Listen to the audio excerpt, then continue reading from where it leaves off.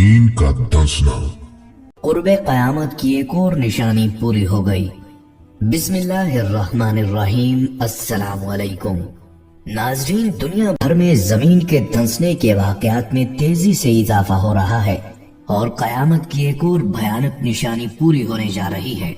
दुनिया भर में मुख्तलिफ जगहों पर जमीन के धंसने के वाक़यात तेजी से बढ़ते जा रहे हैं और अब तो कई जगहों से ऐसी खबरें भी आ रही हैं जिन्हें देखने से लगता है कि हम हर वक्त मौत के किनारे पर खड़े हैं। इसकी वजह ये है कि कई जगह पर ऐसे वाक़यात भी हो चुके हैं कि लोग अच्छे भले अपने घरों में सोते हैं और अगले दिन वो पूरे का पूरा घर ही सफाए हस्ती से गायब हो चुका होता है। यहाँ तक कि उनका मलबा भी देखने को नहीं मिलता। जमीन के धंसने के ये वाक़यात कोई छोटे मोटे वाक़यात नहीं हैं जिन्हें इतनी आसानी से इग्नोर किया जा सके, बल्कि ये बहुत बड़ी वार्निंग और बहुत बड़े खतरे की अलामत हैं जिन्हें किसी भी लिहाज से छोटा नहीं समझा जा सकता। ख़वातीनो हज़रात, आज के इस वीडियो में हम इसी मौजू पर बात करेंगे और आपको बताएंगे कि नबी सल्लल्लाहु अलैहि वसल्लम की हदीस के मुताबिक जमीन धंसने की ये निशानियां दरअसल किस जानिब इशारा कर रही हैं। इसके अलावा माजी में रूनुमा होने वाले कुछ ऐसे वाक़यात के मुतल्लिक भी आपको बताएंगे। इसके साथ साथ आपको बताएंगे कौन सा ऐसा इस्लामी मुल्क है जिसके मुतल्लिक माहिरीन ने पेशीन गोई की है कि वो मुल्क जमीन में धंसता जा रहा है। इन सब के बारे में जानने के लिए वीडियो को स्किप किए बगैर आखिर तक लाजमी देखिएगा। नाजरीन, पूरी दुनिया में नमूदार होने वाले ये सिंक होल्स एक लिहाज से इंसानियत के लिए बहुत बड़े खतरे की अलामत तो हैं, लेकिन इनके साथ साथ ये आने वाले भयानक तरीन वक्त की निशानदेही भी कर रहे हैं। ये भयानक तरीन वक्त क्या है और कब शुरू होगा, यही हमारी आज की इस वीडियो का मौजू है। नाज़रीन, सिंक होल बड़ा ही डरावना किस्म का एक कुदरती मजहर है जिससे पूरी दुनिया के लोग शदीद खौफजदा हैं। इसकी वजह यह है कि सिंक होल के नमूदार होने से पहले कोई खबर नहीं मिलती कि ये किस तरह की जमीन के अंदर किस तरह की सूरत हाल है और सिंक होल कब और कहां नमूदार होगा। अगर इसकी साइंसी वजूहात पर बात की जाए तो किसी भी जगह पर सिंक होल तब नमूदार होता है जब जेरे जमीन पानी किसी वजह से जमीन की तहों में सरायत कर जाए और आहिस्ता आहिस्ता जमीन के नीचे मौजूद मट्टी में इस कदर पानी आ जाए कि वो मट्टी आपस में एक दूसरे से जुड़ी न रह सके। इस तरह की मट्टी पर अगर किसी किस्म की कोई तामीर की गई हो तब सूरत हाल और भी ज्यादा भयानक हो जाती है, क्योंकि अक्सर व बेशतर जमीन के नीचे काफी मोटी रेत से बनी तह होती है जो बड़ी मजबूती से पैक होती है और अक्सर इसी रेत के नीचे से भी पानी निकलता है। कई बार ऐसा होता है कि मुख्तलिफ जोग्राफियाई अवामिल की वजह से यह पानी कैपिलरी एक्शन की वजह से मट्टी में ऊपर की तरफ उठना शुरू हो जाता है। मट्टी के जर्रात में यह पानी आने की वजह से मट्टी की आपस में जुड़ने की ताकत कम हो जाती है, यहाँ तक कि एक लिहाज से मट्टी के हर जर्रे के गिर्द पानी की एक पतली तह आ जाती है। ये वही तरीका है जिस तरीके से मुख्तलिफ जगहों पर दलदलें भी बनती हैं। जब जेरे जमीन पानी इस मिकदार में मट्टी की तहों में सरायत कर जाए कि मट्टी के हर जर्रे के गिर्द पानी की एक नहायत पतली सी तह आ जाए तो वो मट्टी आपस में जुड़ नहीं सकती और एकदम से नीचे मौजूद पानी के जखीरे में गिर जाती है। इसके ऊपर मौजूद सख्त मट्टी कुछ दिन तो ऊपर मौजूद इमारत का बोझ बर्दाश्त कर लेती है, लेकिन चूंकि उसके नीचे मट्टी मौजूद नहीं रहती जो इस बोझ को नीचे मुख्तलिफ डायरेक्शन में ट्रांसफर कर सके, तो किसी भी वक्त मट्टी के ऊपर वाली तह जिसमें हमारी इमारतों और घरों की बुनियादें बनाई जाती हैं वो टूटकर नीचे मौजूद उस कुएं में गिर जाती हैं। किसी भी जगह से यूं मट्टी के गिरने और उसके नतीजे में पैदा होने वाले उस कुएं को सिंक होल कहा जाता है। नाज़रीन, सबसे बड़ी मुसीबत यह है कि अभी तक ऐसे बहुत कम आलात बनाए गए हैं जो ज़ेरे ज़मीन मौजूद मट्टी की तहों के बारे में मालूमात ज़मीन के ऊपर रहते हुए हासिल कर सकें, वरना अक्सर व बेशतर ज़मीन की तह के बारे में मालूमात लेने के लिए सुराख करना पड़ता है और निकलने वाली मट्टी का साइंसी तज्जिया किया जाता है जिससे ये अंदाजा लगाया जाता है कि ये ज़मीन किस हद तक मजबूत है और किस हद तक कमजोर। सुराख बनाने का खर्चा और इसके बाद लेबोरेटरी में इसकी टेस्टिंग एक बहुत ही मुश्किल प्रोसेस है जिसमें काफी वक्त लगता है। यही वजह है कि किसी भी जगह पर सिंक होल के नमूदार होने से पहले किसी भी किस्म की पेशगोई नहीं की जा सकती। کہ زیر زمین کس طرح کے عوامل چل رہے ہیں اور سنک ہول کب اور کہاں اور کس وقت نمودار ہوگا۔ ناظرین، کہنے کو تو یہ ایک سائنسی اور قدرتی منظر ہے، لیکن حالیہ وقتوں میں یہ بہت تیزی سے ہماری آنکھوں کے سامنے آ رہا ہے۔ دنیا بھر میں اور خاص طور پر امریکہ، یورپ اور عرب ممالک میں زمین دھنسنے کے واقعات بڑھ چکے ہیں۔ یہاں تک کہ پاکستان کے کچھ علاقوں میں بھی راتوں رات سنک ہول نمودار ہو جاتے ہیں۔ پاکستان میں اب تک ایک ہی ایسا واقعہ ہوا ہے جب کوئی مکان سنک ہول بننے کی وجہ سے متاثر ہو اور اس میں رہنے والے لوگ اپنی جان سے ہاتھ دھو بیٹھے۔ دوسری طرف امریکہ اور یورپ میں کئی ایسے واقعات رونما ہو چکے ہیں جب ایک گھر کے نیچے سے زمین اچانک بیٹھ گئی اور پورے کا پورا گھر زمین کی تہہ میں غائب ہو گیا۔ زمین کی تہہ میں غائب ہونے والے ان گھروں میں آج تک بہت ہی کم بدقسمتوں کی لاشیں نکالی جا سکی ہیں، کیونکہ اکثر و بیشتر یہ گڑھے اتنے گہرے ہوتے ہیں کہ مرنے والوں کی آخری رسومات بھی ادا نہیں کی جا سکتی، کیونکہ ان کی لاشیں تک نہیں ملتی۔ ناظرین، اگر ہم اب بات کریں کہ آخر یہ قدرتی مظہر اتنی تیزی سے رونما کیوں ہو رہا ہے، کیونکہ اکثر و بیشتر ہم سائنسی کانفرنسز میں یہ بات سنتے ہیں کہ زیر زمین پانی کے ذخائر بڑی تیزی سے کم ہو رہے ہیں اور پانی نیچے کی طرف جا رہا ہے، تو پھر یہ واقعات اتنی تیزی سے کیوں رونما ہو رہے ہیں؟ تو اس کے پیچھے بھی ایک سائنسی وجہ ہے۔ دراصل مٹی پوری طرح سے پیک ہو جاتی ہے تو اس کے درمیان پانی کو اندر گھسنے کی جگہ نہیں ملتی، لیکن جب اس مٹی کے نیچے موجود پانی کی مقدار کم ہو جائے تو نیچے بننے والے خلا کی وجہ سے اوپری مٹی کی تہہ کمزور ہو جاتی ہے اور اس کے ذرات تھوڑے تھوڑے کر کے جھڑنے لگتے ہیں اور مٹی کی تہوں میں دراڑیں پڑ جاتی ہیں۔ یہی دراڑیں آہستہ آہستہ وہاں موجود نمی کو اوپر بڑھنے کا راستہ دیتی ہیں اور پھر تھوڑے ہی وقت میں مٹی کی وہ تہہ پوری طرح سے اس نمی سے بھر جاتی ہے اور مکمل طور پر کمزور ہو جاتی ہے، جس کی وجہ سے سنک ہول نمودار ہوتا ہے۔ خواتین و حضرات، اب ہم بات کریں گے اسلامی نقطۂ نظر سے۔ سنک ہول کو عربی میں خسف الارض کہتے ہیں۔ خسف یعنی زمین کا یوں دھنسنا، یہ ایک بہت بڑی نشانی ہے جس کے بارے میں نبی صلی اللہ علیہ وسلم نے اپنی احادیث مبارکہ میں بڑی وضاحت سے بیان فرمایا۔ نبی کریم صلی اللہ علیہ وآلہ وسلم سے ایک صحیح حدیث مروی ہے جس کے مطابق آپ صلی اللہ علیہ وسلم نے ارشاد فرمایا کہ دجال اس وقت تک نمودار نہیں ہوگا اور مہدی اس کے مقابلے میں نہیں نکلے گا جب تک دنیا کے مشرق و مغرب میں 3 جگہوں پر بڑے بڑے زمین کے دھنسنے کے واقعات رونما نہ ہو جائیں۔ یعنی یہ واقعات اتنے بڑے ہوں گے کہ عالمی پیمانے پر پوری دنیا کو ہلا کر رکھ دیں گے۔ اس سے اندازہ لگایا جا سکتا ہے کہ ہو سکتا ہے جہاں پر زمین دھنسنے کے واقعات رونما ہوں پر آپ صلی اللہ علیہ وسلم نے دی ہے وہ ہماری سوچ سے بالاتر ہے۔ وہ کس قدر بھیانک عذاب ہوگا کہ روئے زمین پر کوئی بھی اس کے خوف سے نہیں بچ پائے گا۔ زمین کا دھنسنا قیامت کبریٰ کی نشانیوں میں سے ہے۔ وہ کب ہونا ہے، کس جگہ ہونا ہے، اس کا علم تو صرف اللہ تعالیٰ کی ذات اقدس ہی جانتی ہے، لیکن آپ صلی اللہ علیہ وسلم نے ان سمتوں کی جانب اشارات ضرور دیا ہے۔ ایک واقعہ اہل مغرب کی طرف ہوگا، وہ اس قدر بھیانک ہوگا کہ پورا مغرب اس کے خوف کی لپیٹ میں ہوگا، جبکہ دوسرا واقعہ اہل مشرق کی طرف ہوگا اور تیسرا واقعہ اہل عرب کی سرزمین پر ہوگا۔ ارشاد نبی صلی اللہ علیہ وسلم ہے کہ یقیناً وہ اس وقت تک قائم نہیں ہوگی وہاں دنیا کا بہت اہم اسٹریٹجک اثاثہ موجود ہو یا کسی بہت بڑی آبادی کو زمین میں دھنسا دیا جائے۔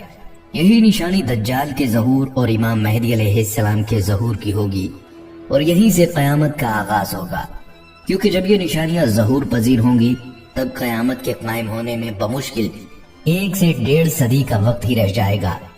ناظرین، قیامت کی بڑی نشانیوں میں سے ایک نشانی یہ بھی ہے کہ روئے زمین پر زمین کے پھٹ جانے یا دھنس جانے کے 3 ایسے واقعات رونما ہوں گے کہ لوگ بہت زیادہ خوف زدہ ہو جائیں گے، کیونکہ ان کے اثرات بہت ہولناک ہوں گے۔ یوں تو دنیا میں پہلے بھی زمین کے پھٹنے کے ایسے کئی واقعات سننے کو مل چکے ہیں، لیکن جن واقعات کی کہ نبی صلی اللہ علیہ وسلم نے فرمایا قیامت قائم نہ ہوگی یہاں تک کہ کچھ دجال اور قذاب بھیج دیے جائیں جو 30 کے قریب ہوں گے، اور ان میں سے ہر ایک کا یہی گمان ہوگا کہ وہ اللہ کا رسول ہے۔ اس فہرست میں سب سے پہلا نام مسیلمہ قذاب کا ہے، جس نے نبی صلی اللہ علیہ وآلہ وسلم کی حیات طیبہ میں نبوت کا دعویٰ کر دیا تھا اور یمامہ کے لوگوں نے اس کی نبوت کو تسلیم بھی کر لیا تھا۔ اسی طرح یمن میں اسود انسی نے اسی دور میں نبوت کا دعویٰ کر دیا۔ سیدنا صدیق اکبر رضی اللہ تعالیٰ عنہ کے دور خلافت میں تاکہ اس سے پہلے 10 نشانیاں دیکھ لو۔ پھر آپ نے ذکر کیا دھواں، خروج دجال، خروج دابت الارض، سورج کا مغرب کی طرف سے طلوع ہونا، عیسیٰ ابن مریم کا نزول، خروج یاجوج ماجوج، مشرق مغرب اور جزیرہ نما عرب میں زمین کا دھنس جانا، اور سب سے آخر میں جو علامت ہوگی وہ یمن سے ایک آگ نکلے گی جو لوگوں کو ان کے معشر کی طرف ہانک کر لے جائے گی۔ سب سے پہلی علامت نبی مکرم صلی اللہ علیہ وسلم نے ایک دھواں قرار دی ہے۔ محدثین نے اس کی وضاحت میں تحریر فرمایا کہ قیامت کے قریب ایک دن کہیں سے دھواں نکلے گا، وہ دھواں بڑھتے بڑھتے مشرق سے لے کر مغرب تک اور شمال سے لے کر جنوب تک پھیل جائے گا اور مسلسل 40 دن تک برقرار رہے گا۔ دوسری علامت دجال کا خروج ہے۔ روئے زمین پر تاریخ انسانیت کا یہ سب سے بڑا فتنہ ہوگا جو اپنے وقت پر رونما ہوگا۔ زیر تذکرہ حدیث مبارکہ کی وضاحت سے قبل دجال کا لفظی معنی سمجھ لینا ضروری ہے۔ چنانچہ علماء کرام نے لکھا ہے کہ دجال کا لفظ دجل سے نکلا ہے اور دجل کے معنی ہے مکر و فریب۔ ناظرین، دجال کے بعد تیسری علامت دابت الارض کا خروج ہے۔ دابت الارض کا لفظی معنی ہوتا ہے زمین کا چوپایا، اور اس سے مراد دیمک ہوتی ہے جو لکڑی کو چاٹ جاتی ہے اور لکڑی بھر بھری ہو کر بیکار ہو جاتی ہے۔